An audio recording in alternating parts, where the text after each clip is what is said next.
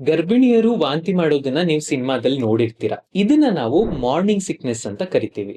ಹಾಗಾದ್ರೆ pregnancy time ಅಲ್ಲಿ ವಾಂತಿ ಬರೋ ತರ ಅಥವಾ ವಾಂತಿ ಆಗೋದು ಯಾಕಾಗತ್ತೆ ಅಂತ ನೋಡೋಣ. ಬೇಸಿಕಲಿ ಏನಂದ್ರೆ ಪ್ರೆಗ್ನೆನ್ಸಿನಲ್ಲಿ HCG ಅನ್ನೋ ಹಾರ್ಮೋನ್ ನಿಮ್ಮ ದೇಹದಲ್ಲಿ ಹೊಸದಾಗಿ ಉತ್ಪತ್ತಿ ಆಗ್ತಿರುತ್ತೆ. ಈ ಹಾರ್ಮೋನ್ ನಿಮ್ಮ ಬಾಡಿಗೆ ಅಡ್ಜಸ್ಟ್ ಆಗೋದಿಕ್ಕೆ ಸ್ವಲ್ಪ ಟೈಮ್ ತಗೊಳುತ್ತೆ.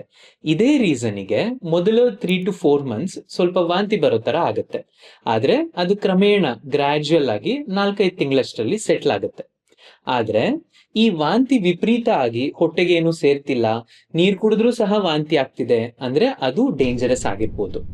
ಈ ತರ ಸಿವಿಯರ್ ವಾಮಿಟಿಂಗ್ ಆದ್ರೆ ನಿಮಗೆ ಮತ್ತೆ ನಿಮ್ಮ ಹೊಟ್ಟೆಲಿರೋ ಮಗುಗೆ ಕಾಂಪ್ಲಿಕೇಶನ್ ಆಗೋ ಚಾನ್ಸಸ್ ಇರುತ್ತೆ. ಈ ತರ ಇದ್ದಾಗ ನೀವು ನಿಮ್ಮ ಗೈನಕಾಲಜಿಸ್ಟ್ ನ ವಿಸಿಟ್ ಮಾಡಬೇಕು.